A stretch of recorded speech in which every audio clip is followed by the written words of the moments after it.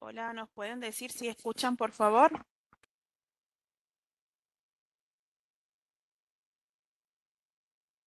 Sí, sí, Sí, sí, se escucha. sí, se escucha.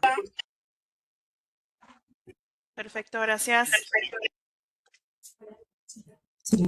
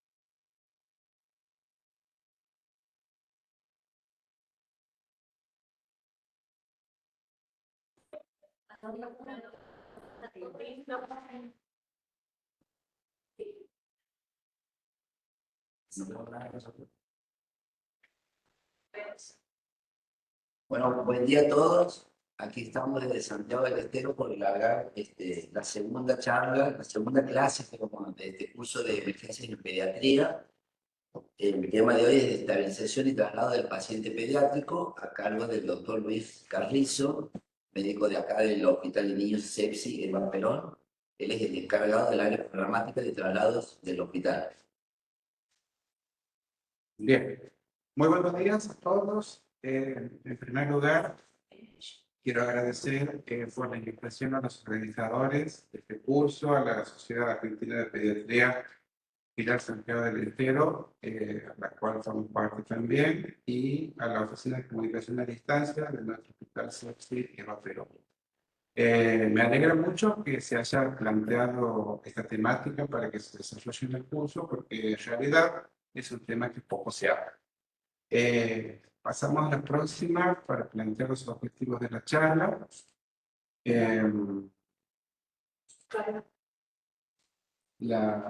Objetivos, bien. Básicamente, hacer algunos conceptos de lo que se refiere a urgencias y emergencias, qué tiempo dependiente, la estabilización y traslado en el paciente crítico pediátrico, que es el tema principal que nos convoca. Identificar las enfermedades que requieren el traslado a un centro de tercer nivel o a un centro de trauma. Reconocer las principales complicaciones que pueden presentarse durante el traslado, que es muy importante tenerlas en cuenta. Conocer las estrategias de estabilización previa al traslado. Y también, para no hacerlo muy aburrido y largo, poder interactuar con los participantes a través de unos casos clínicos. Antes de comenzar, los invito a que veamos un video. Son extracciones de un video que hicimos oportunamente la semana de prematura hace algunos años y que sintetiza mucho de lo que vamos a desarrollar durante las clases. Les pido que lo vean atentamente, observen todos los detalles y eso seguramente nos va a servir para el desarrollo del tema.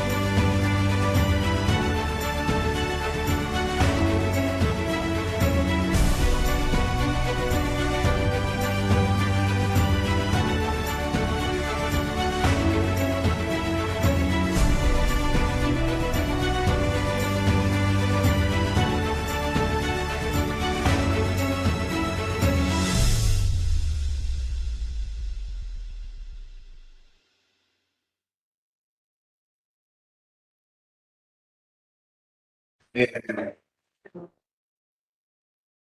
bien. Básicamente el objetivo de mostrar esta imagen era como para entrar el clima y arrancamos ya con el concepto de traslado.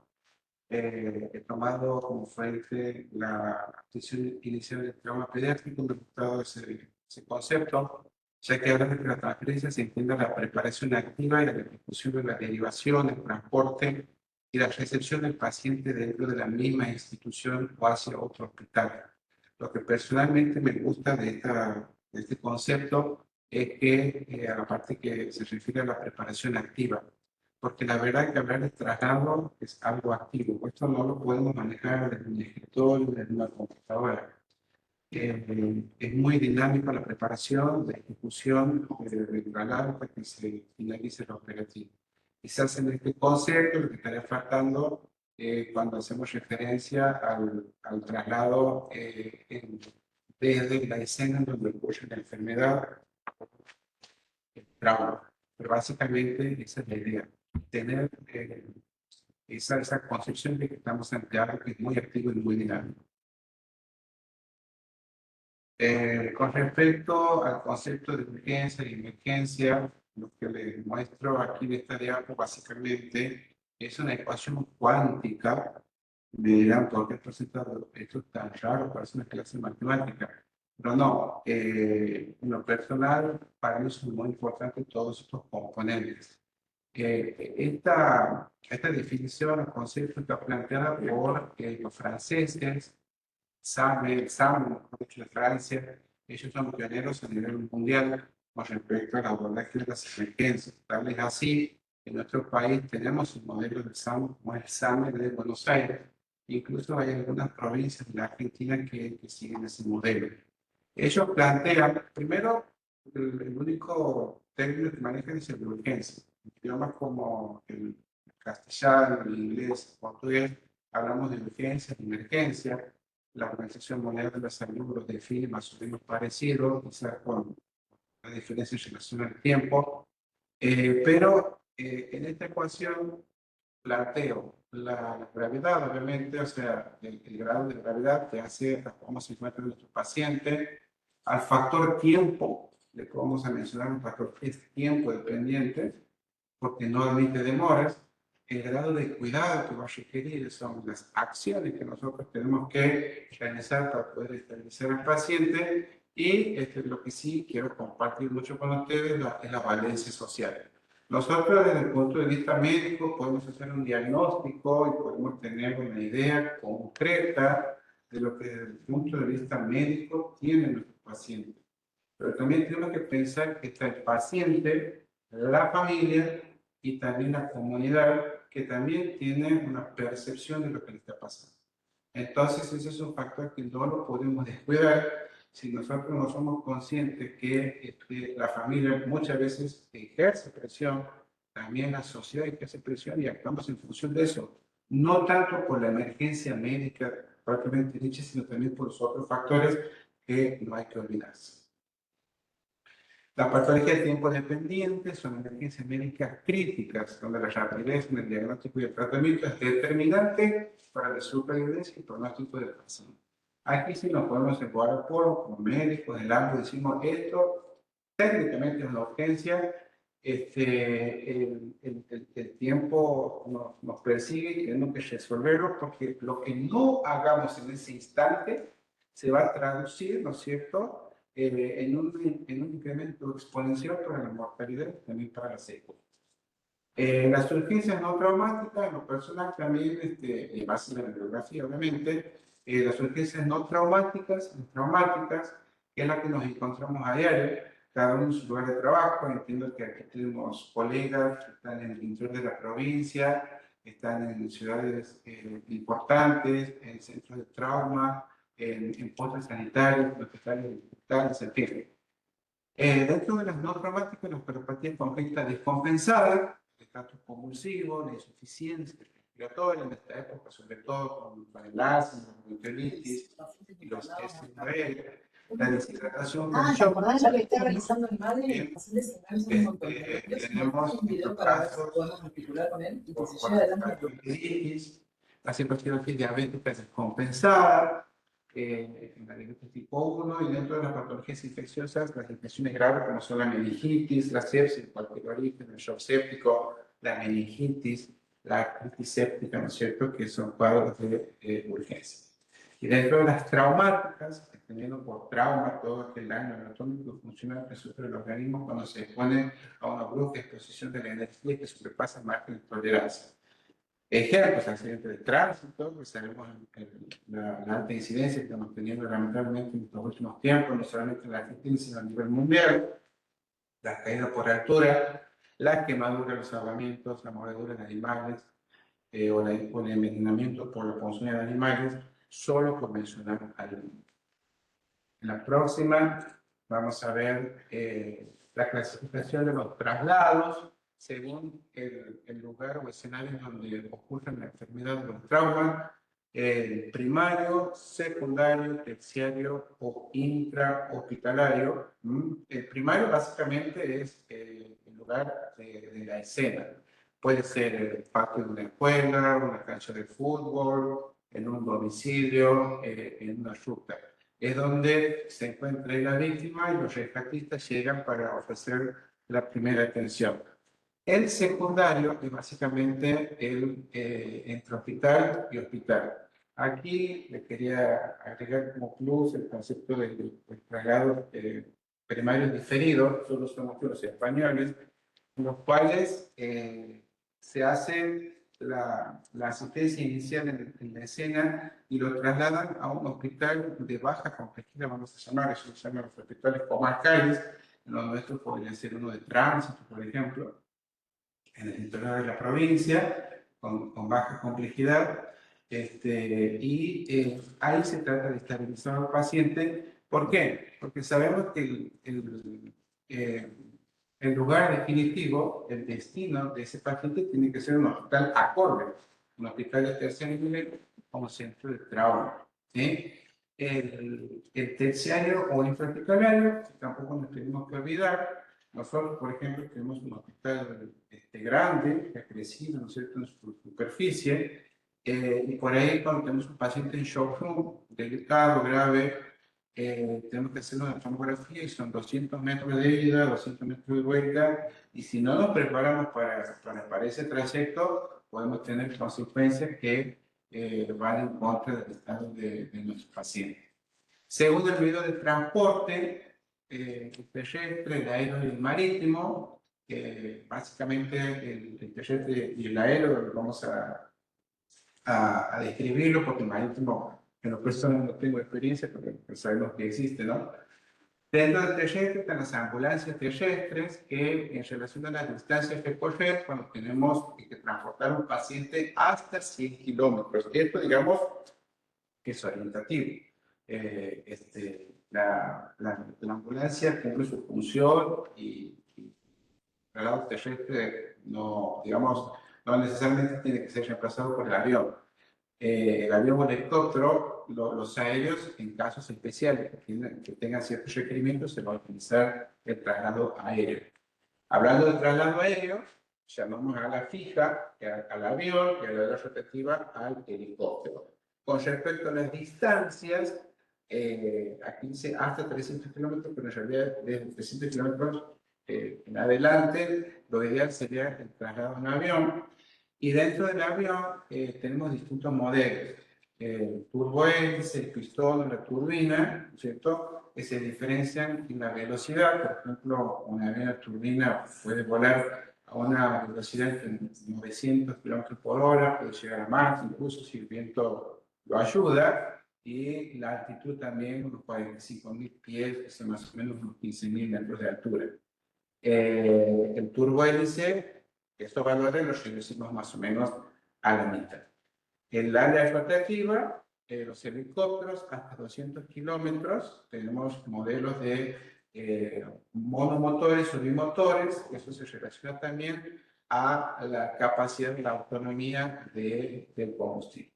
Según la urgencia, los urgentes y demorables, los urgentes obviamente en las patologías tiempo dependientes, y demorables cuando el paciente ya está estabilizado y nos da un tiempo para organizar todo el operativo. Estas son imágenes de nuestro accionar, que tenemos ahí en el interior de la cabina de un avión, un paciente neonatal. Disculpe si por ahí pongo imágenes neonatales, pero creo que no es casualidad. Como pediatras, debemos involucrarnos también en el rango de la parte neonatal, de la parte pediátrica, y también sabemos que tenemos niños, ¿no es cierto?, de 11, 12, 14 años de edad pediátrica, pero que por el tamaño, por el peso, la estatura, se terminan conociendo como adultos. Aquí viene la combinación de los medios terrestres y aéreos, ¿sí? Esta fotito que muestra los límites geográficos es para mencionar la importancia que tiene la regionalización, ¿no? Porque lo ideal sería que las urgencias ocurran cerca del hospital, sería fantástico. Pero bueno, muchas veces nos pasa si estamos a una distancia muy considerable, por ejemplo, dentro de la provincia, sabemos que tenemos hasta 300, inclusive hasta 400 kilómetros de distancia hasta la ciudad capital, en donde se encuentra el centro de tercer nivel o centro de trauma. Entonces, tenemos una zona geográfica limítrofe, lo ideal sería que esa urgencia sea atendida quizás en otra provincia, en un hospital que tenga esa complejidad. Pero bueno, ese es un camino por recorrer, ¿no? Sigamos en la próxima. Estos son unos modelos, por ejemplo, lo que cuenta la provincia de Santiago del Estero, como mencionaba en la clasificación del traslado aéreo de alas rotativas, son los helicópteros, estos son modelos bimotores. Sigamos en la próxima. Tenemos otras imágenes que muestran, aquí es el turbo hélice, ese es a turbina, ¿no es cierto? Ese es el avión que vuela a mayor velocidad y a mayor altitud. Y aquí, bueno, hay una diferencia porque dice el H40 y el 45. Hay diferencia en el tamaño de la cabina. El 45 nos permite colocar hasta dos cabinas, hasta dos camillas para trasladar a los pacientes, ¿sí? Que ese no es un detalle menor. Mientras que este modelo es el turbo hélice, que como verán tiene las hélices, era el avión que se veía en el video, el Kinear 90, que es muy chico, y después tenemos el modelo 200, que también tiene mayor tamaño en la cabina y puede volar un poco más alto y más rápido posible. Menciono estas características porque cuando uno vuela, están las condiciones climáticas en donde a veces nos ponen en contra la actividad convectiva, las tormentas, y por ejemplo hay aviones que pueden volar, esquivar las tormentas, volar arriba de la tormenta cuando la meteorología no es favorable. Sigamos con la próxima. Bueno, aquí también la combinación de las dos formas, la terrestre y la aérea. Y también ahí hay un flyer, eso es un evento que ya realizamos, porque todo esto que parece sencillo requiere de experiencia, requiere de la adaptación de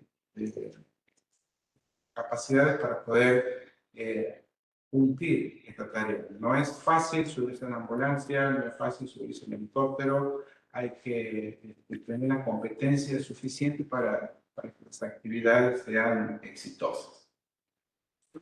El traslado aéreo, básicamente es la combinación de la medicina con la aeronáutica, que a partir de esta combinación, evidentemente se pueden salvar vidas, ¿no? Los helicópteros, como ventajas y desventajas. Dentro de las ventajas es el despegue y el aterrizaje vertical. Puede sortear los atacamientos de tránsito. No sé si, bueno, creo que todos hemos visto a través de los medios de comunicación el SAM en Buenos Aires, cuando ocurren los accidentes en la Panamericana. La verdad que si tenemos un trabajo no grave ahí, desplazarse hacia capital, los atacamientos son un problema, entonces los helicópteros pasan a ayudar bastante en estas cuestiones. Dentro de las desventajas, es el alto costo operativo y de mantenimiento. Esto es para los aviones también. Mover de verdad es caro, aquí en la Argentina y en cualquier parte del mundo. Y ahí lo tienen que pagar. ¿Sí? La necesidad del aeropuerto y de los lugares señalizados. Por ejemplo, puedo mencionar que en la inauguración de las nuevas instalaciones del CEPSI se ha construido un aeropuerto. Este aeropuerto está montado a una altura que se llama, después del Gallacan, creo que es el único hospital pediátrico que tiene un aeropuerto montado a una altura que estamos con trámites de habilitación para poder usar. La desventaja es que el habitáculo es pequeño, es muy difícil trabajar dentro de un helicóptero y ahí es donde es muy importante la estabilización previa. Es decir, lo estabilizo, lo cargo para tratar de hacer la menor cantidad de procedimientos adentro del helicóptero, ¿sí? En la medida que se puede. Los ruidos y las vibraciones constantes. Y cuando las condiciones meteorológicas están malas, no se puede volar por la visibilidad. Por ejemplo, volar de noche es muy complicado, salvo que estén todas las condiciones. El avión, dentro de las ventajas, tiene mayor tamaño en la cabina, a diferencia del helicóptero, podemos hacer ciertos procedimientos. Por ejemplo, si el paciente se extuba, poder intentar una reintubación, poder aspirar secreciones, poder modificar aspectos de la medicación, ¿no? Y nos permite quizás volar más alto cuando las condiciones meteorológicas no son muy buenas. Dentro de las desventajas, requiere de aeropuertos operativos. Si bien es cierto, nosotros hemos tenido la experiencia también de poder aterrizar y despegar en pistas, digamos que no están con todo el control, pero que tienen los cuidados que ofrecen la seguridad operacional, vamos a decirlo así. Y saber que la altitud, ¿no es cierto?, que las presiones son todos fenómenos atmosféricos que tienen una repercusión directa en la fisiología, tanto para nosotros que estamos sanos como para los niños que tienen patologías de base. Pasamos a la próxima. Otro aspecto importante en esta temática es la electromedicina. Nosotros para subirnos una ambulancia, un helicóptero, un avión, tenemos que monitorizar al paciente más cuando el paciente se encuentra en un estado crítico. La electromedicina nos ayuda. Ustedes pueden ver en la imagen superior a la izquierda un niño, un bebé en una terapia intensiva en donde tiene muchos aparatos, bombas de infusión, respirador artificial, multiparamétrico. Quizás no se ve de aquí las sondas, las gástricas, las vesicales, los accesos vasculares, poder monitorizar la tensión arterial masiva, la presión venosa central, en fin. Y a veces tenemos que trasladar a estos pacientes a otros hospitales para resolver una cuestión quirúrgica, por ejemplo, una cardiopatía. Y estos traslados generalmente se hacen de cama a cama. Es decir, tenemos que sacarlo de esa unidad y entregarlo a otra terapia intensiva de mayor complejidad. En las imágenes se puede ver la bomba de infusión de jeringa. La ponemos a propósito porque es la bomba que mejor se adapta para pasar medicación. Recordemos que un bebé pequeño que pesa menos de 10 kilos no nos podemos exceder de líquidos. O sea, tenemos que pasar de manera segura la cantidad de líquido indicada.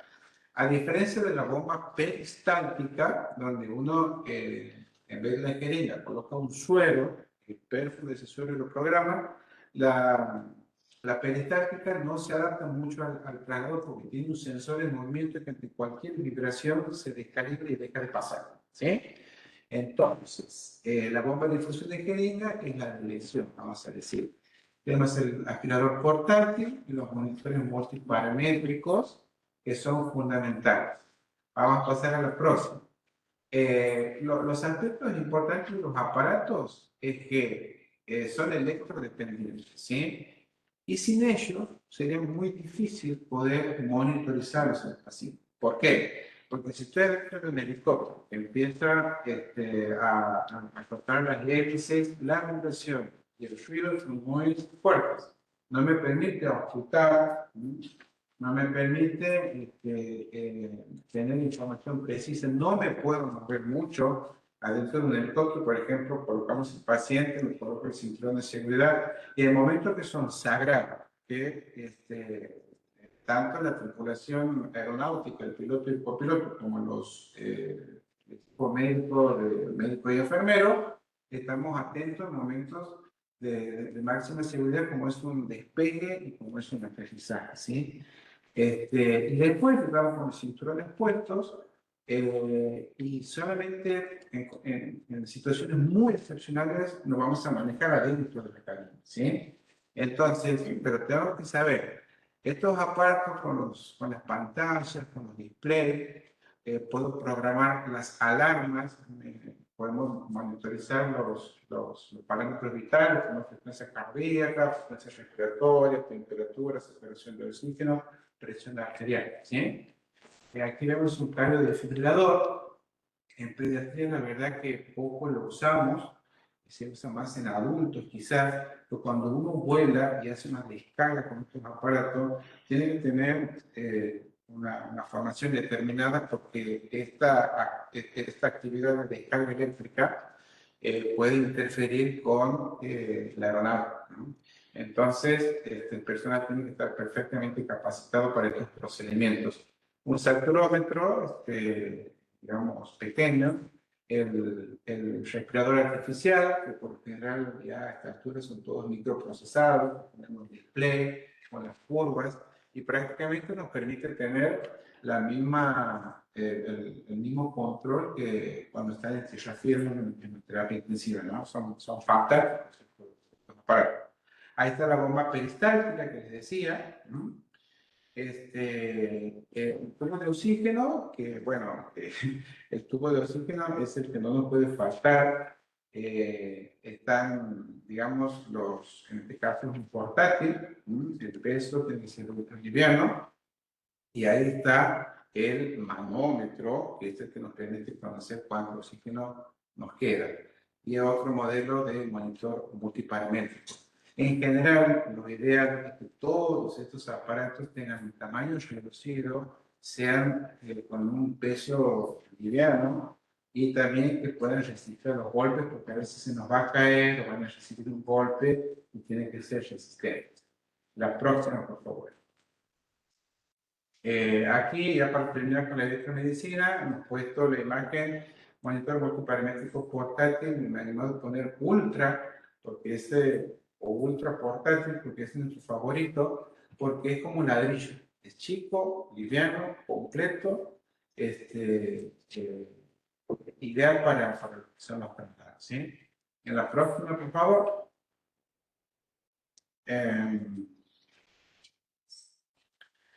Otro detalle importante en lo que a traslados se refiere es el checklist de materiales. Decimos que era una preparación activa, hay que actuar muy rápido y a veces creemos o confiamos que nuestra memoria no nos va a fallar y nos puede estar faltando algo muy importante, ¿sí? Entonces, es de una buena práctica tener una ayuda de memoria e ir dando todo lo que se refiere a los materiales a utilizar, ¿sí? Y ahí van a surgir lo que nos falta o inclusive cosas que tengamos que chequear. Porque yo puedo decir, ¿la bomba de infusión la tengo? Sí, entiendo que la tengo. Pero también tengo que corroborar que tenga la batería adecuada, que no esté descargada, que no pueda abandonar a mitad de camino, ¿sí? Así con cada uno de los aparatos. En la próxima, por favor, tenemos también dentro de lo que es la documentación del traslado. Recuerden que esto es un acto médico, el traslado.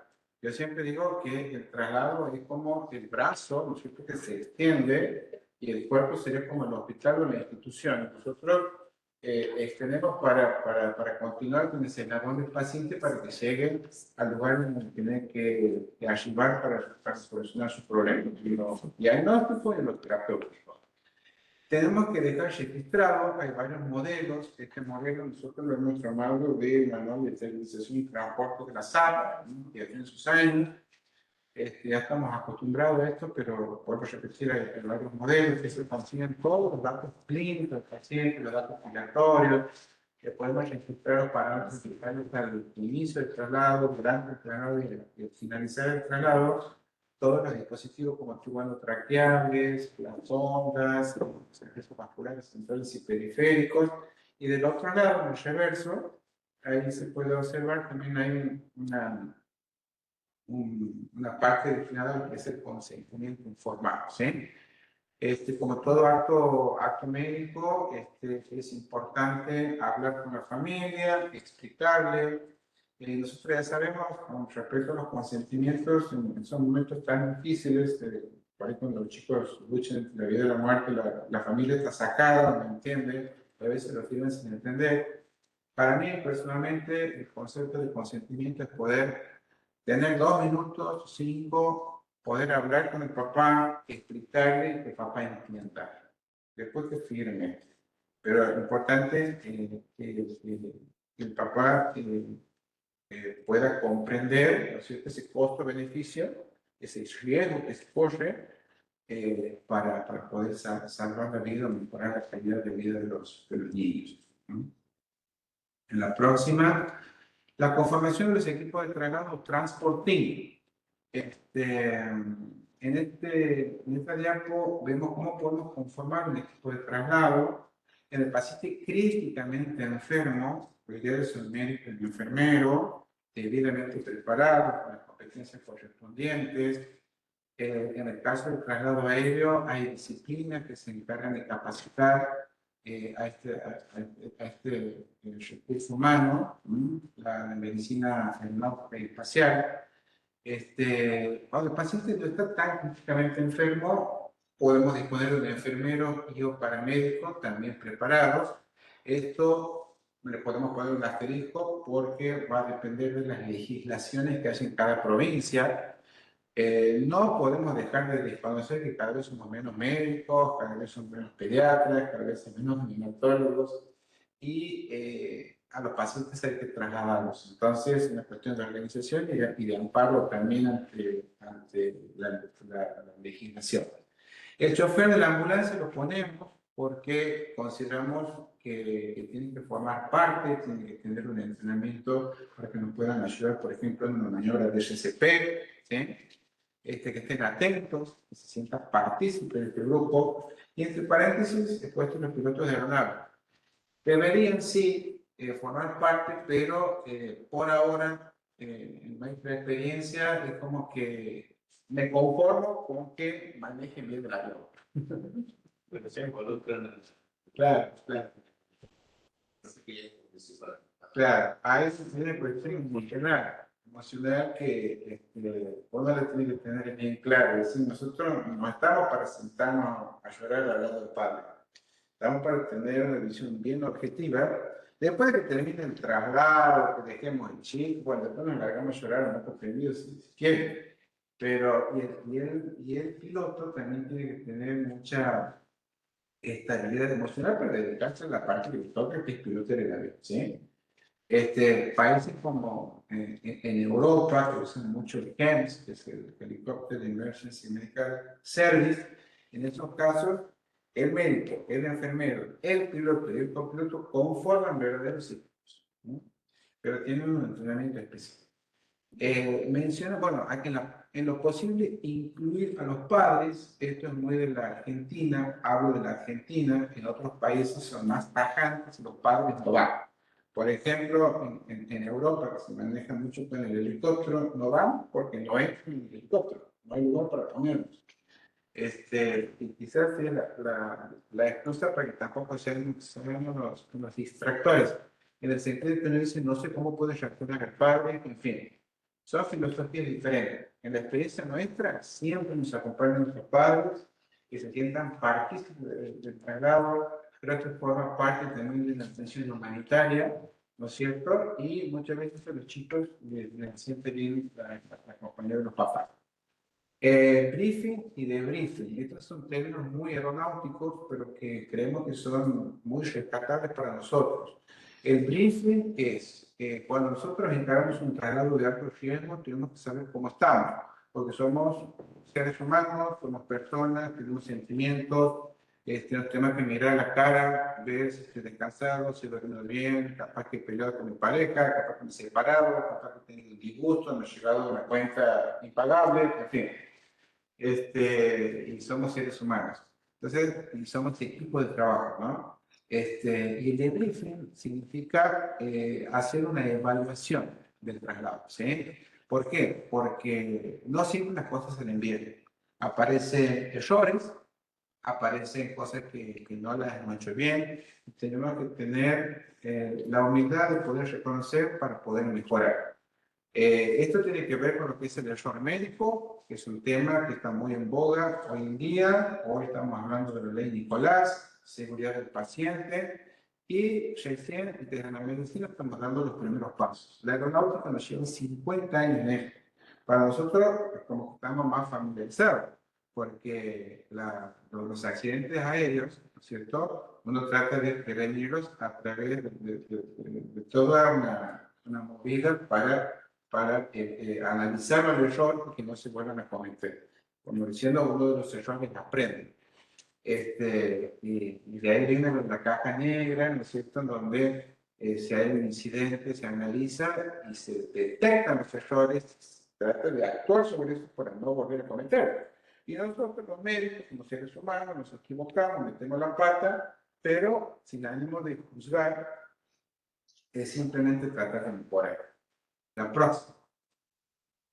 Esto se lo menciono así rápidamente, hemos puesto como ejemplo la problemática del traslado y todo lo que está alrededor son las instituciones, las entidades, las áreas que participan, porque detrás de un traslado, ustedes ven en el video, hay o sintetiza el trabajo de mucha gente, servicio social, policía, muchas veces necesitamos que la gente de tránsito, la policía nos abran el camino cuando llevamos un paciente del hospital al aeropuerto, la oficina de comunicación a distancia que nos ayuda en la comunicación médico-médica en los hospitales, la gestión de camas, aviación civil, ¿no es cierto?, con los pilotos, los técnicos, los mecánicos, que son los que preparan las aeronaves, los médicos de cabecera, tanto de las salas de los cuidados críticos o de neonatología, que es muy importante, la conversación médico a médico, el servicio social hospitalario también. La próxima, mencionar que tenemos complicaciones durante el traslado, ¿sí? Lo ideal es que en ese labor intermedio entre un hospital y el otro, el traslado no le pone en contra al niño, ¿sí? Entonces, para que el niño llegue en las mismas condiciones, tenemos que trabajar, pero no siempre pasa así, porque nos exponemos a muchos riesgos dentro de las complicaciones respiratorias, las cardiovasculares, las neurológicas y otras. Si llevamos, por ejemplo, un paciente con intubado, el tubo se puede mover, puede salir, puede introducirse demás, puede taparse con secreciones o directamente se puede extubar, me puede fallar el respirador, es decir, hay fallas que pueden ser propias del paciente por su estado clínico o por los aparatos que le estoy aplicando o por cualquier otra maniobra. Con respecto a lo cardiovascular, se pueden desconectar las vías arteriales, las vías centrales, las vías periféricas. Nosotros, preferentemente, no, cuando el paciente está monitorizado por vía arterial, tratamos de sellarla, porque si se te sale o se controla la arterial, puede ser un desastre, empieza a salir la sangre chorro. Entonces, preferimos no usar, ¿sí? Hay otros que quizás si lo hacen porque están más preparados para eso. La bomba de infusión, la falla en la bomba de infusión, me pueden fallar las baterías. Si el paciente está con una cateterización con PIC también. Y ahora quizás en lo más sofisticado que a traslado se refiere son los pacientes que requieren ECMO, la membrana de circulación intracorpórea, para los casos de shock refractario. Aquí en la Argentina, el GASHA está teniendo ya sus primeros casos, ¿no es cierto? Pero eso es alta tecnología, equipos súper sofisticados, es lo más top, digamos, en el traslado de lo que se habla hoy. En fin.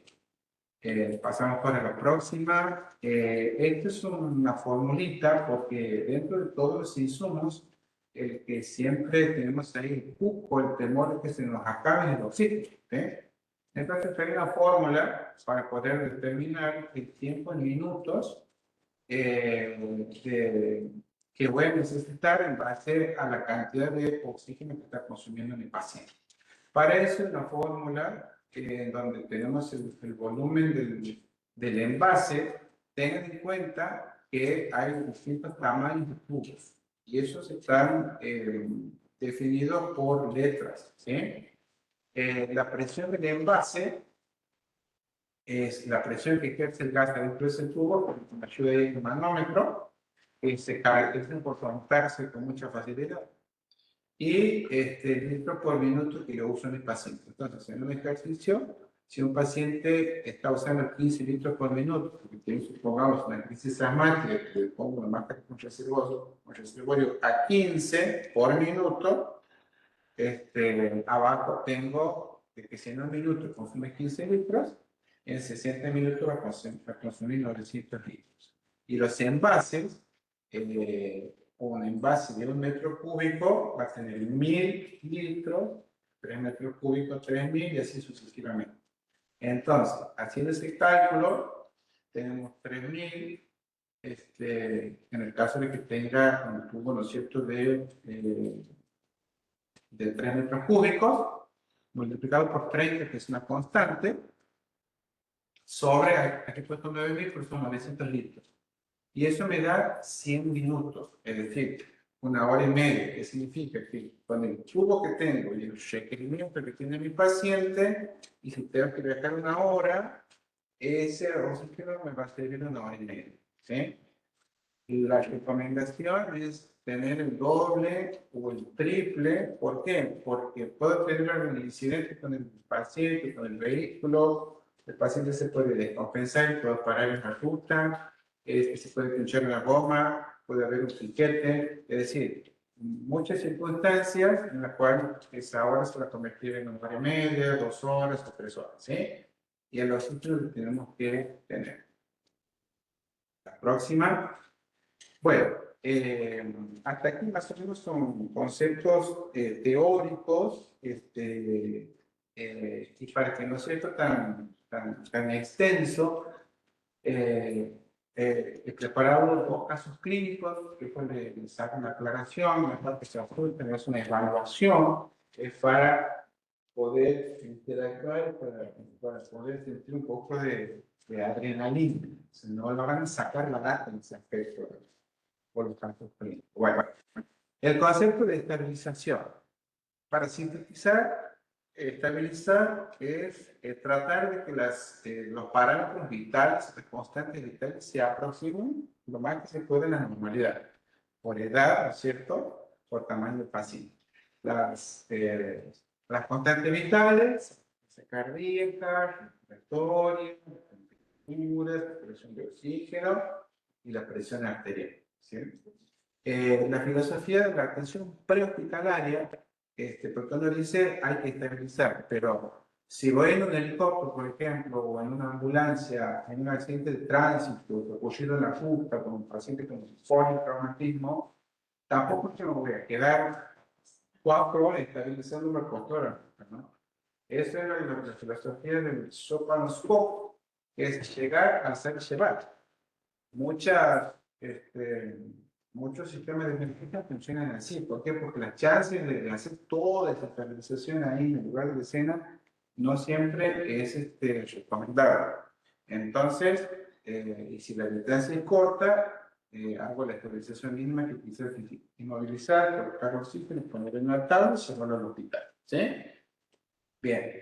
Lo que me va a permitir saber en dónde estoy parado la evaluación de cada uno de los pacientes, y para eso tengo herramientas también, como es el triángulo de evaluación pediátrica, que ya lo van a ir viendo después en las próximas clases, inclusive en la anterior, ya la doctora lo mencionaba cuando hablaba de triage, que es una herramienta muy válida. El índice de trauma pediátrico, que nos permite también tener una noción de la gravedad. La escala de Glasgow, la evaluación primaria del A, B, C, D, E y su variable en X, A, B, C, D, E. La X es planteada por la parte de cirugía en la atención del trauma pediátrico, donde la X es actuar sobre la pérdida sanguínea aguda, ¿no? Sabemos que detrás de todos estos ataques terroristas en Estados Unidos, en otros países, en donde colocan una bomba en la escuela, aparece un francotirador, empieza a disparar contra varios, la herida sangrante, si no cohibe la hemorragia en ese instante, te quedas sin paciente. Entonces, esa visión es la X, ¿no? A diferencia de la ABCDE tradicional que manejamos adentro del hospital. Eso es más de la parte hospitalaria. Y los enfoques por patología, como ser para el asma, para la bronquiolitis, para la laringitis, etc. Bien. En la próxima, vamos al primer caso clínico. Un segundo, al doctor lo voy a interrumpir para avisarles a todos que se acuerden de marcar la asistencia. Entrando al chat, hay un link, ahí ingresan y ponen la asistencia. No pongan presente en el chat, ingresen al link, eso nada más. Bien. Sí, aquí vamos a presentar dos casos clínicos. Les aclaro, no es para evaluar, no es para ponerle 10 o 0, nada que ver. Es simplemente para poder interactuar y poder contextualizar todo lo que nos ha ido hablando, ¿sí? Creo que tienen que, dicen todos, se atiende la verificación del código QR. Hola.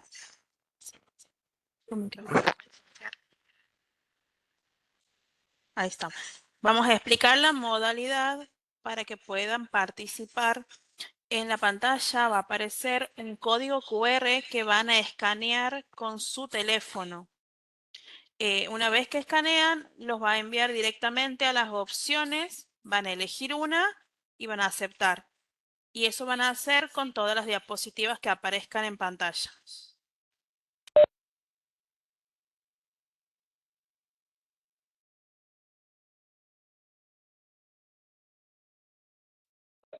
Bueno, después de haber hecho estas instrucciones tecnológicas, vamos al primer caso clínico.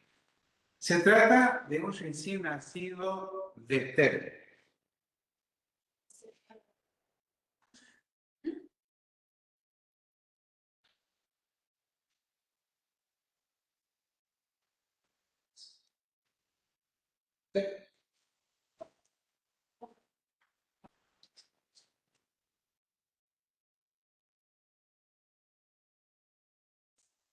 Bueno, creo que me escuchen bien. El primer caso clínico se trata de un recién nacido de término de 39 semanas, de peso adecuado 3.200 gramos, sexo masculino, de 6 horas de vida.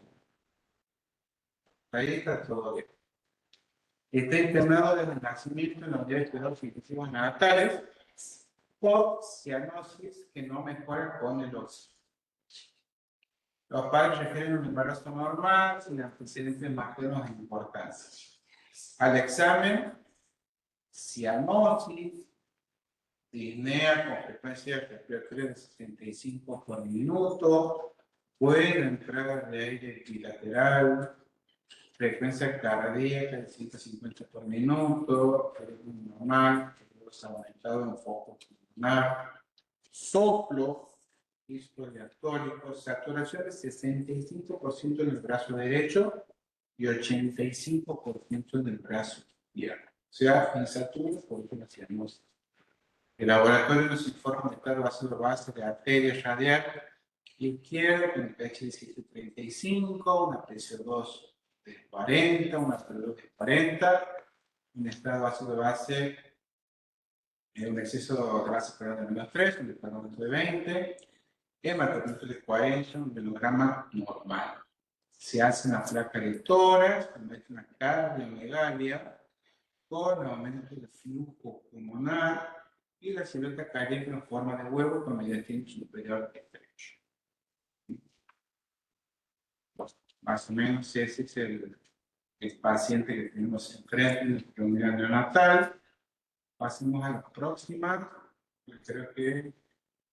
Iban a notar. Porque hay, la pregunta es ¿cuál es su diagnóstico presentido?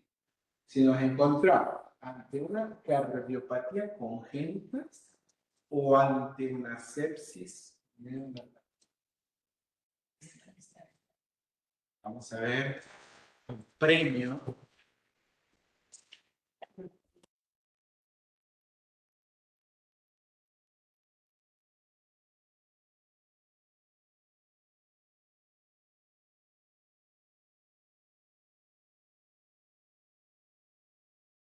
Unos segunditos para tener la noción. El premio es una porción de pasta frola. Estamos poniendo acá.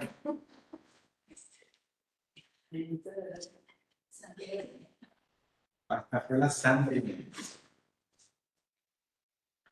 Bueno, a ver, tenemos los guarismos, más o menos. 25. Ajá. A ver, ¿tenemos bien? 37, 37%. Perfectamente. Ay, qué Ah, bien. Bien. Todo está ya aerosanitario. Bien. El 100% ha respondido que se trata de una característica congénita. Perfecto, bien. Seguimos en la próxima. A ver, ¿estamos en la próxima? O... No, no, porque creo que nosotros sospechamos que tiene característica congénita, entonces llamamos al cardiólogo. Y el cardiólogo coincide con nuestra sospecha y le practica el ecocardiograma.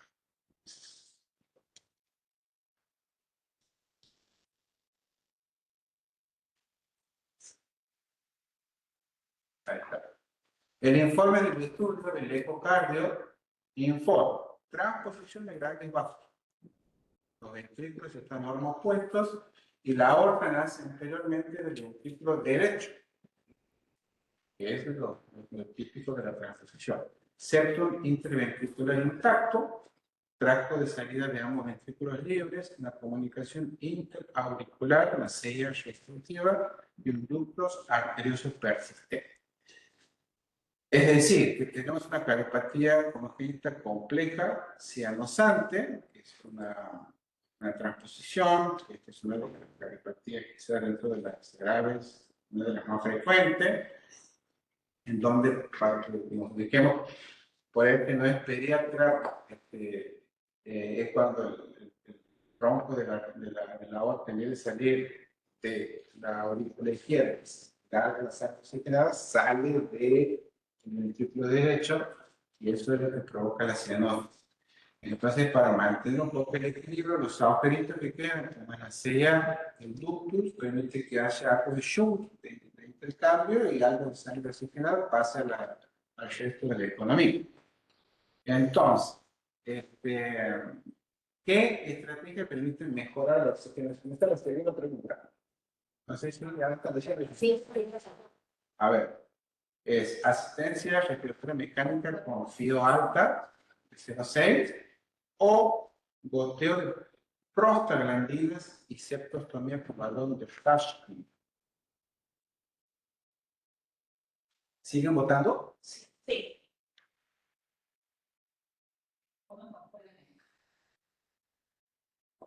Obviamente que sí se puede googlear. El chat GPT, la inteligencia artificial. Tenemos respuesta. Bien. Bueno, la tendencia es tremenda. O sea, todos apuntan a desestimar la asistencia respiratoria mecánica y que este paciente lo podemos ayudar a estabilizar con prostaglandinas y septostomía. Bueno, la prostaglandina lo que nos permite es mantener el ducto abierto, se evita que se cierre, y la septotomía es un procedimiento que se introduce un catéter por la vena con un balón y llega a nivel de las cavidades cárnicas, haciendo que se mantenga la serie. Entonces, con esos dos objetos, algo de sangre oxigenada pasa para que podamos distribuirla al organismo, sobre todo al cerebro. La otra pregunta es, la tercera pregunta, ¿qué efectos adversos presentan las prostaglandinas? Porque ya nos jugamos y le vamos a pasar a próstata. La opción A, apneas, convulsiones, radicales de hipotensión y fiebre. Y la opción B, anafilaxis. ¿Cuáles son las reacciones adversas de las prostaglandinas?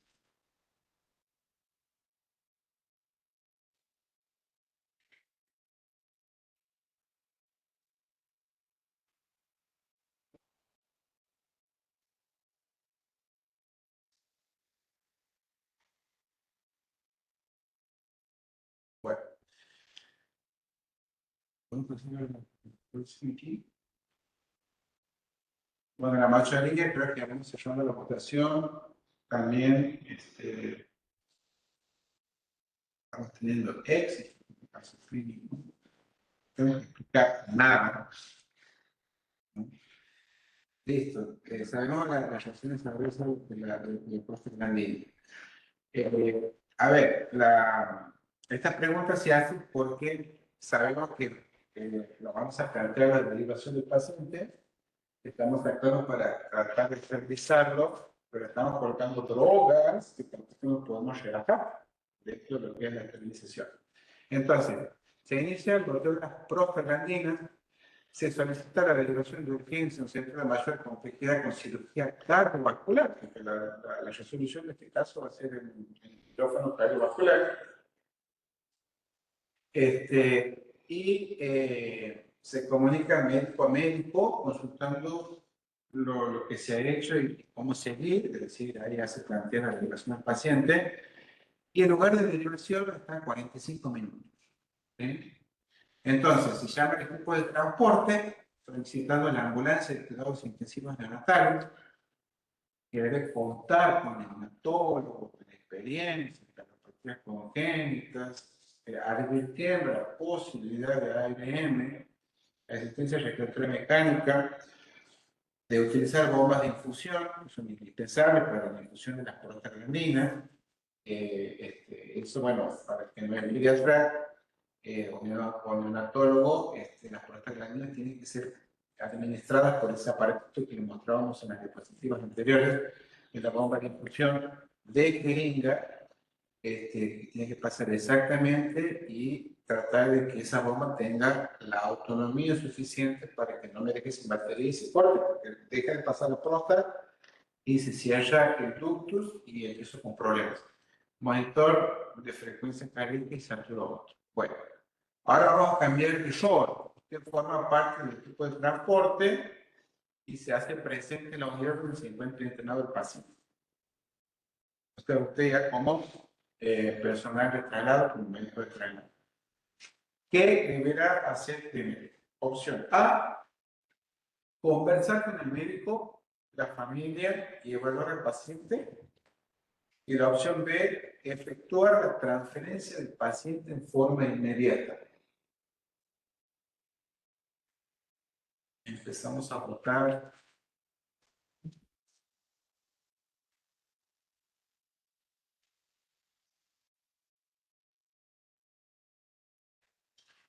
Bueno.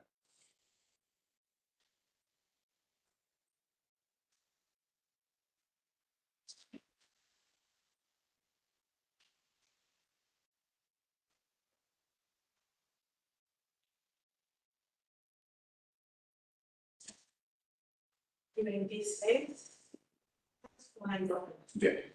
Bueno, aquí me imaginaba que podía haber algo de diferencia, pero justamente es para hacer el razonamiento. Lo correcto es conversar con el médico, llegar, presentarse, saludar, e intercambiar la información, ¿no? Que el médico nos cuente, el médico de cabecera que se encuentra en ese servicio, puede estar el especialista, puede estar el cardiólogo, a veces hay detalles anatómicos que nos quieren contar todas esas cosas. La familia, con lo que hablábamos de tomarse unos minutos, explicarle el riesgo-beneficio, la importancia de lo que puede pasar. Ellos también se forman parte, se sientan parte de que pueden acompañar en el traslado y obviamente evaluar al paciente. Tenemos que revisar al paciente, ajustarlo, ver los pulsos, ver la coloración, ver si coincide con lo que nos indica el saturómetro, ver y controlar los accesos vasculares, si tiene un acceso vascular central, un acceso periférico, si tiene la colocación de algunas sondas, si se alimenta, no se alimenta, en fin. Versus efectuar la conducta del paciente en forma inmediata. Es una buena práctica verlo al paciente para corroborar realmente cómo se encuentra. Vamos a la próxima. Bien, usted ya sabe, habla con el médico, habla con la familia y lo realiza al paciente para chequear todo lo que le han dicho previamente. El bebé se encuentra en una servocuna respirando aire ambiente, con una buena entrada de aire bilateral. Presenta buena perfusión periférica, con pulsos simétricos en los 4 miembros, despierto y activo, una cardíaca de 150 por minuto, una respiratoria de 60, satura entre 70 y 90%, porque sabemos que es una anciana sana. Los accesos venosos tienen una vía percutánea en el brazo izquierdo, por donde pasan las prostaglandinas a 0,05 km/min, y una vía periférica en el pie derecho, donde recibe una venoclisis, y medicación intermitente, la furosemida 1 miligramos kilo día. Hasta ahí todo perfecto, coincide con lo que nos dice nuestro colega, y al finalizar el chequeo se observa una caída de la saturación coincidiendo con la apnea del paciente. Que se saturaba 70, ya llegamos a 50, 40 y está en apnea. La pregunta es, ¿qué conducta tomaría con el paciente? ¿Reduce la infusión de prostaglandinas o bolsea al paciente, lo intuba y lo coloca en ART?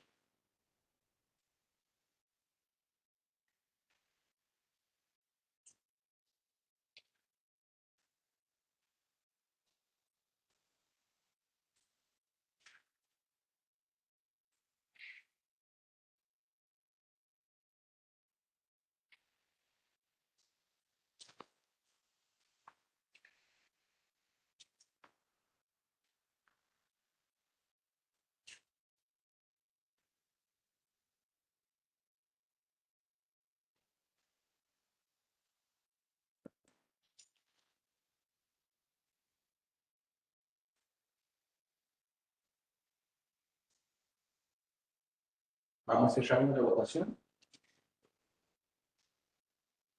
Así es. Aquí hace que se ven diferencias en los criterios. Bueno, aquí la opción correcta sería, o sea, el paciente hace la apnea en un contexto bastante complicado, por su patología de base, por lo que habíamos descrito anteriormente. No tiene mucha margen, no tiene mucha tela, entonces hay que ser más agresivos con el tratamiento para favorecer, ¿no es cierto?, siguiendo el ABCD, asegurando la vía aérea y poder oxigenarlo para que pueda tolerar todo lo otro, como es la prostaglandina. Recordemos que tiene un procedimiento de colocación del balón, ya está bastante jugado el paciente, entonces ya, y tiene un eventual traslado inmediato. ¿Bien? Bien, la otra pregunta es, ¿cómo prosigue con el traslado? La opción A. Se comunica con el centro receptor para informarle de las novedades, controla el ABCD, el equipamiento y las drogas para un transporte exitoso, o decide suspenderlo al traslado por la inestabilidad del paciente.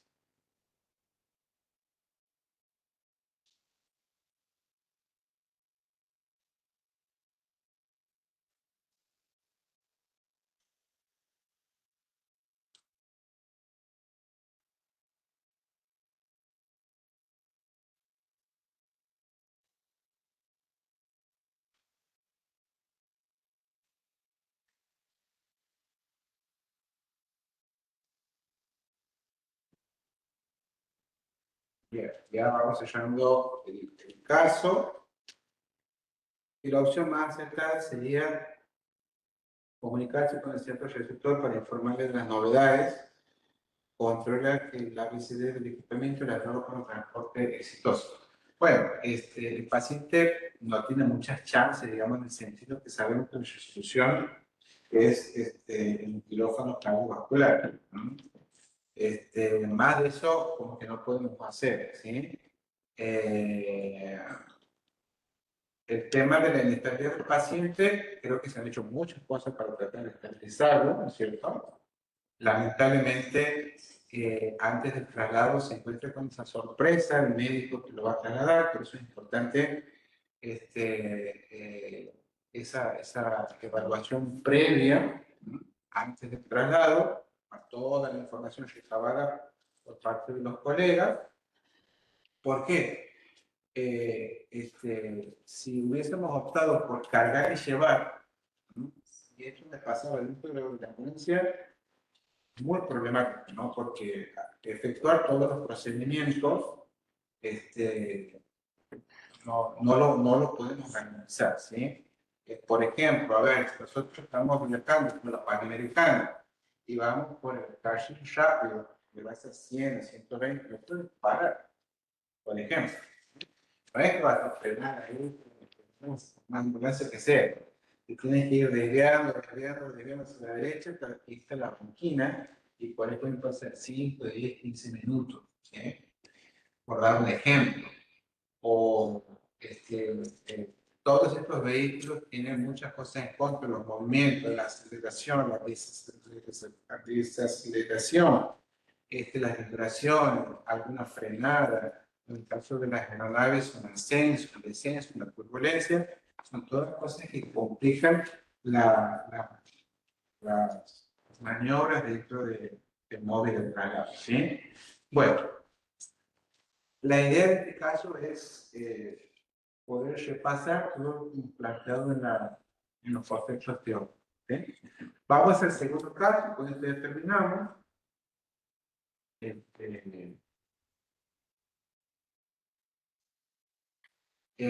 Antes de pasar al segundo caso, algo que yo no lo he puesto en la diapositiva, pero sí me parece importante hacer es el concepto de transferencia del paciente, que es cuando nosotros como médico de traslado le entregamos al paciente al que nos recibe.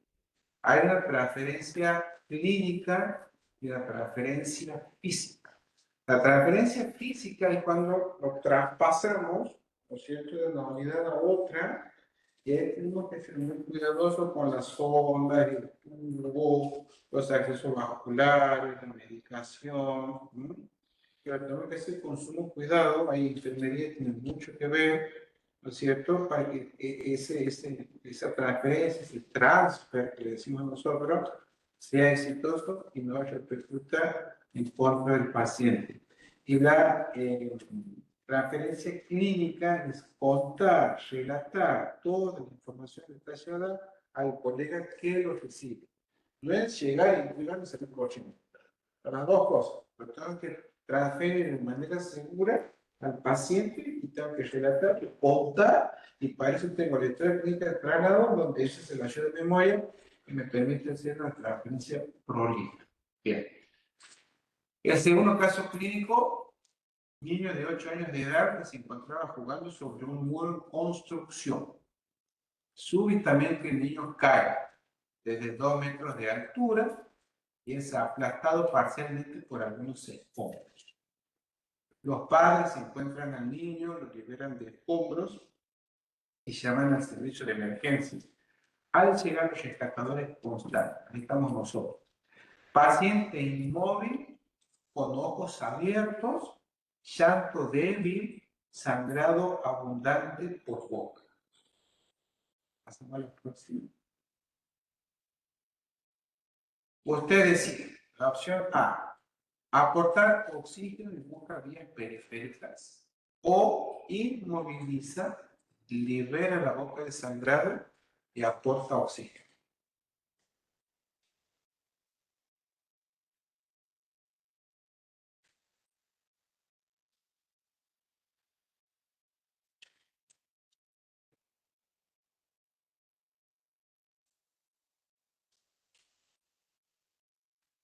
Bien, bueno, la mayoría opta por la opción número B, que es inmovilizar, liberar la boca del sangrado y aportar oxígeno. Como ya sabemos, este es el típico caso de medicina prehospitalaria, ¿no es cierto? En lugar del CEN, del PUSHE, uno de los rescatistas. A veces eso lo hace personal médico, lo hace gente, bomberos, por defensa civil, o lo que fuese, que hacen las primeras atenciones. Y es muy importante la inmovilización porque hay que cuidar, proteger la cervical, ¿no es cierto? Entonces, quizás haya que estrictar también, que es una forma específica de inmovilización para poder sacarlo, o por lo menos la presión de la columna cervical con collares. En el ABC, la airway, la vía aérea, ¿cierto? Liberamos, pues, con sangre, coágulos, vómitos, y tratar de oxigenar. Eso es lo que hacemos, digamos, como primera instancia. Una vez liberada la vía aérea del niño, usted observa cianosis labial, dificultad respiratoria y palidez generalizada. Usted decide, opción A, prueba a mejorar la oxigenación con máscara de no inhalación, y o permeabilice la vía aérea con cánula orofaringea.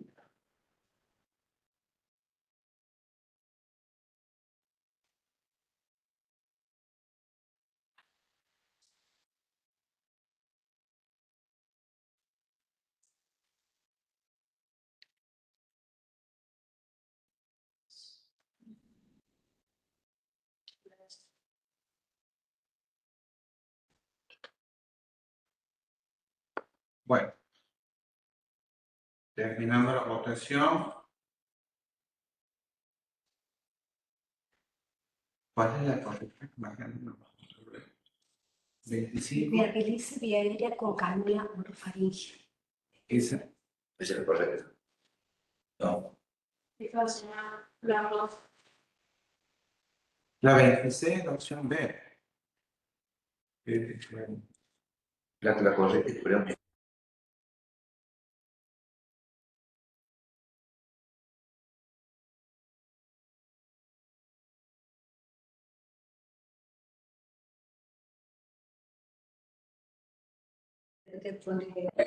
Bueno, se me he equivocado. Sí. Bien. Bueno, esto es muy de la prueba hospitalaria. Los médicos hospitalarios, la cánula orofaringea casi ni la conocemos, ¿no? Ese dispositivo, la cánula de mayo, Claro, sí, ese resulta que lo pueden hospitalizar, tiene la contraindicación, o la indicación, mejor dicho, que tiene que utilizarse cuando el paciente está inconsciente. Inconsciente, es decir, es un dispositivo muy bueno, pero el paciente no tiene que competir, porque esa cánula va hasta lo profundo de la garganta, el paciente tiene que estar entregado. O sea, si nosotros tenemos un paciente inconsciente, perfecto, la puedo utilizar en la cánula orofaringea y de esa manera tengo un acceso directo para poder ventilar mejor, oxigenar mejor. Entonces, pero como si recuerda, el paciente estaba con el ojito abierto, estaba todavía, sí, todavía. entonces tenía cierta lucidez, por eso que no es la opción adecuada. Mientras tanto, tengo que tratar de mejorar la oxigenación con máscara de no inhalación, aumentando el flujo de oxígeno hasta ese momento. Continuamos examinando al paciente, presente escasas secreciones en boca, cianosis marcada, frecuencia respiratoria de 55 por minuto, y observa expiraciones y hipoventilación en el emisoras derecho. Usted decide, punza pensando en hemo o neumotórax, o B, permeabiliza la vía aérea, aspira secreciones e intuba.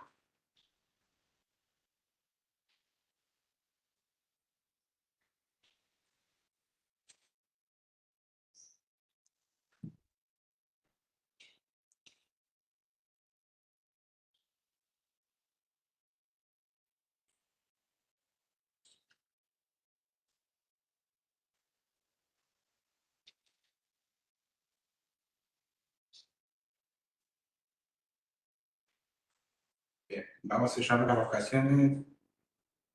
A ver si me traducen la pinche punza. Pensando. Ahí está. Bueno, la mayoría ha optado por posar pensando en hemoneumotórax.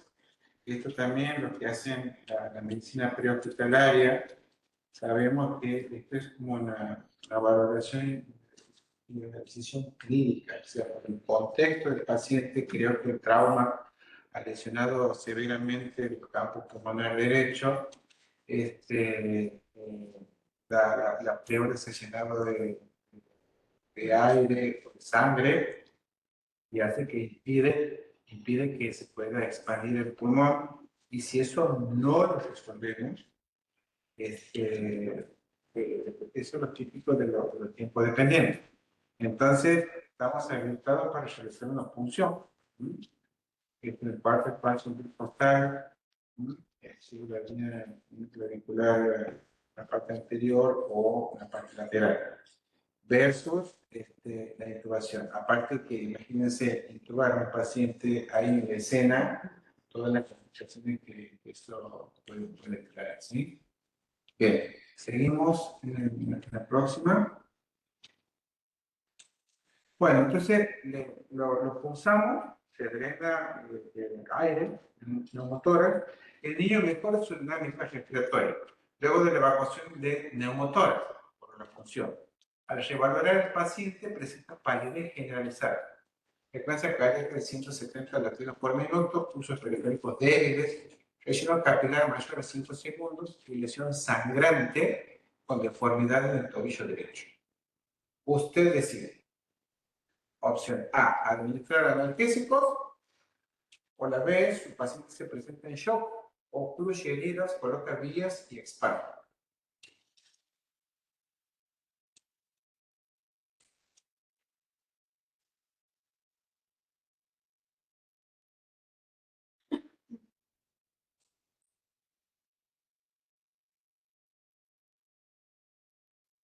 Bueno, vamos terminando la votación. La mayoría coincidimos todos en que por la clínica, ¿no es cierto? Como dice ahí el relato, el ejercicio capilar muy enriquecido, los pulsos prácticamente imperceptibles, y podemos visualizar en ese momento un sangrado en el tobillo, entonces lo asumimos como un shock hipovolémico.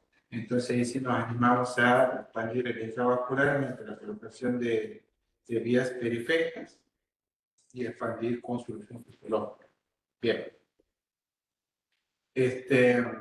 Usted aseguró la vía aérea, ocultó las posibles zonas sangrantes, colocó las vías y está terminando su primera expansión. A pesar de todo lo anterior, el niño tiene una frecuencia cardíaca de 150 por minuto, presión capital de 3 segundos y un score de Glasgow de 12 puntos. Usted decide. Piensa en trauma de cráneo, aunque no constató ninguna lesión que lo justifique, o B, el paciente aún puede estar insuficientemente reanimado con líquidos. Y ya vamos terminando.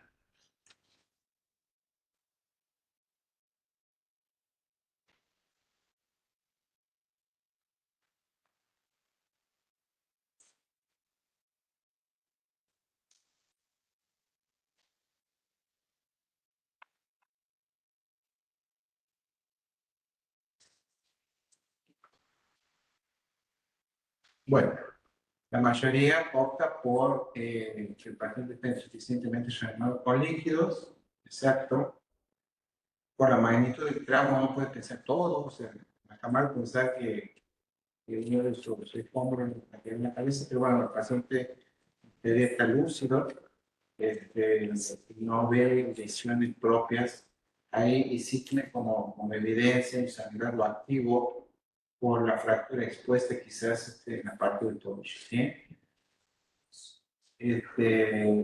Bien, ya para terminar, luego de la segunda expansión líquida, usted comprueba la estabilidad respiratoria y hemodinámica, por lo que decide trasladar al paciente al hospital. Y el transporte se realizó sin inconveniente. Bueno, déjeme que haga la perfección. Qué bueno que, que esto pueda ser así, ¿no? O sea, poder estabilizar realmente en la escena, parece muy de las películas norteamericanas, ¿no? Y es lo que debería ser, es lo que debería ser contra el super scoop, que se levanta y lleva. Muchas veces pasa que nos levantamos y llevamos como un té. Pero bueno, son cosas que podemos reflexionar y seccionar. Y ya para terminar, al llegar a la sala de emergencia, los médicos constatan: paciente que sufrió la caída de la altura con aplastamiento, máscara de no reinhalación, sonda nasogástrica, dos vías periféricas permeables con solución salina, vendaje oclusivo de herida sangrante en el tobillo derecho por probable fractura expuesta, collar cervical y tabla de inmovilización. Hasta eso se ha ganado, no sé, el premio gente de la hospitalaria.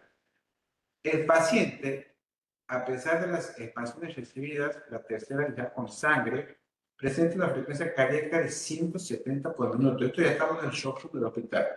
Pulsos distales casi no palpables y relleno capilar mayor a 6. En función del estado actual, y ya como última pregunta, ¿qué estudio complementario para orientación diagnóstica realiza en forma urgente? A. Realizar un ataque que es a 200 metros dentro del mismo hospital donde está el diagnóstico por imágenes, o solicitar una ecografía en sala de emergencias.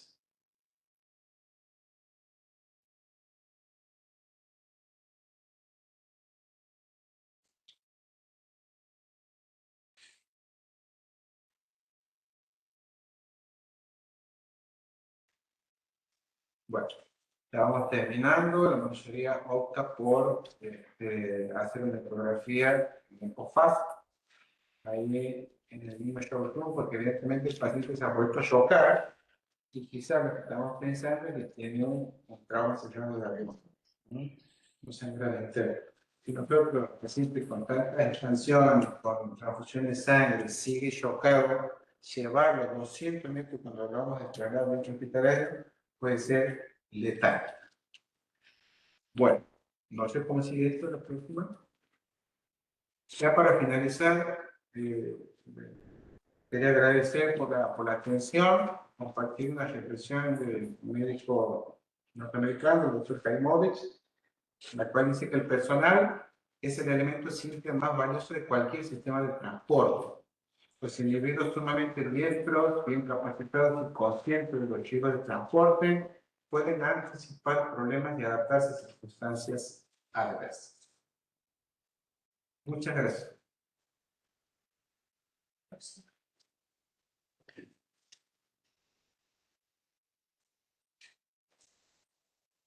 Bueno, hasta aquí es la clase. Quedan abiertas algunas preguntas. ¿Qué hora es? Estamos a tiempo. Referidas a contenido teórico o a los casos clínicos. Está habilitado un micrófono, pueden abrir sus micrófonos directamente y preguntar si es que quieren. O si no, pueden escribirla por el chat y la leen.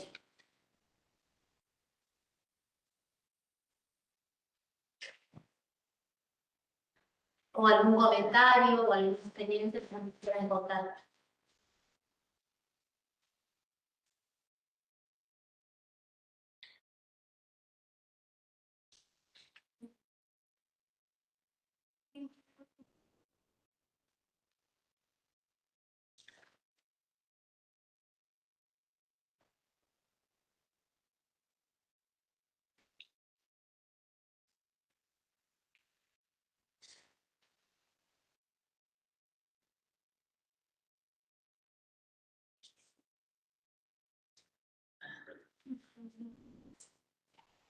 Les recuerdo marcar la asistencia ingresando al link que está disponible en el chat.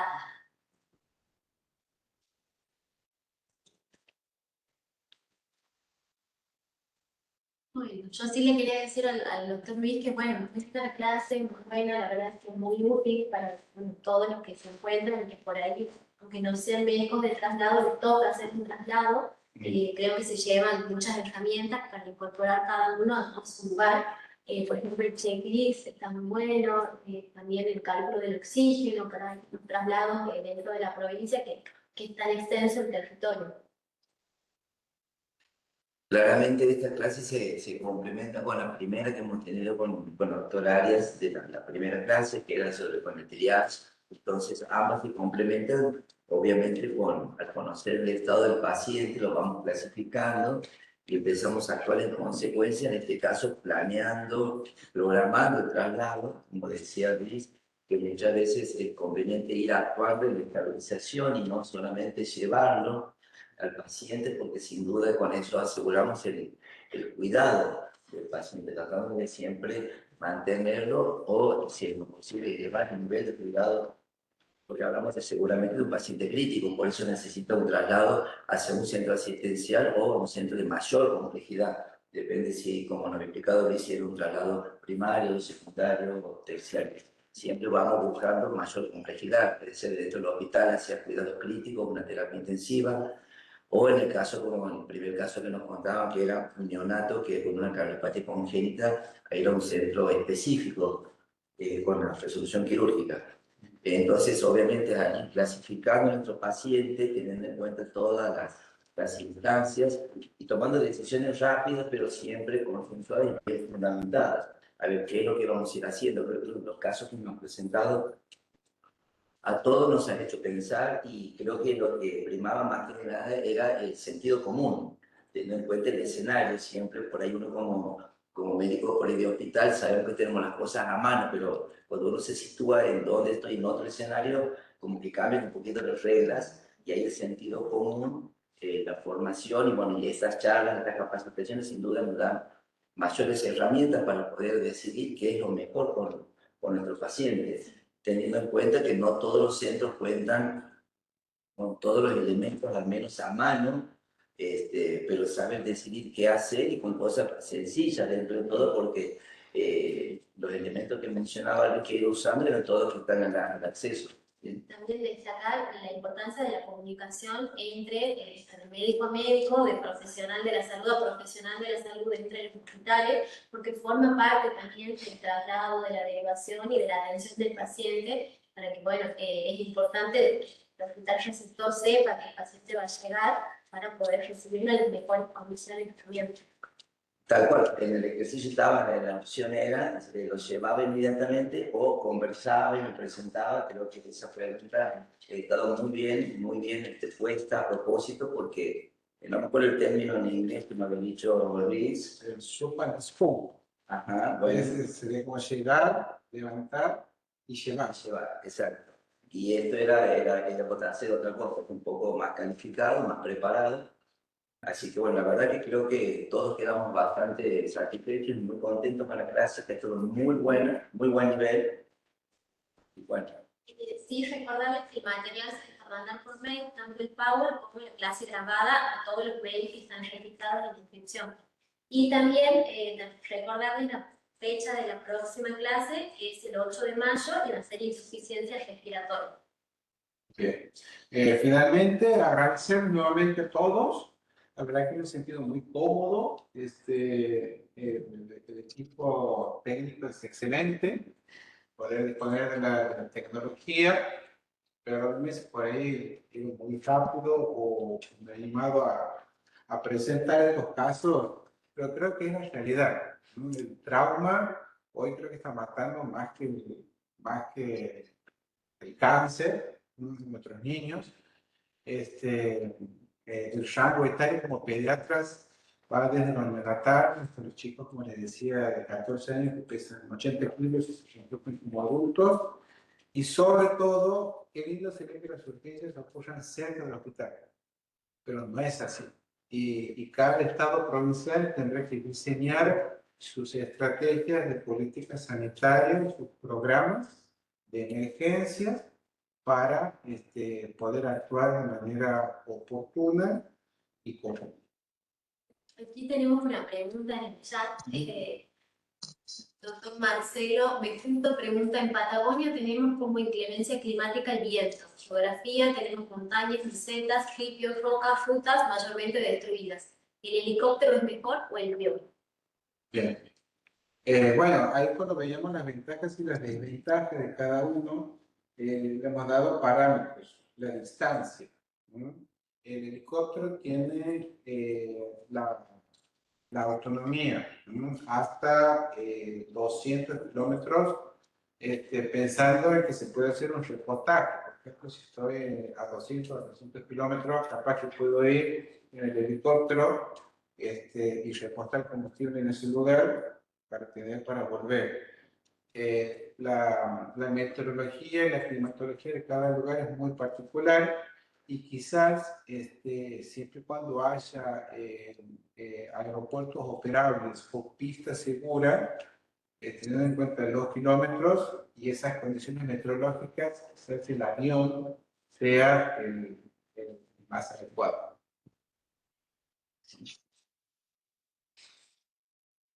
Bueno, si nadie tiene alguna otra pregunta, nos despedimos. Hasta la próxima.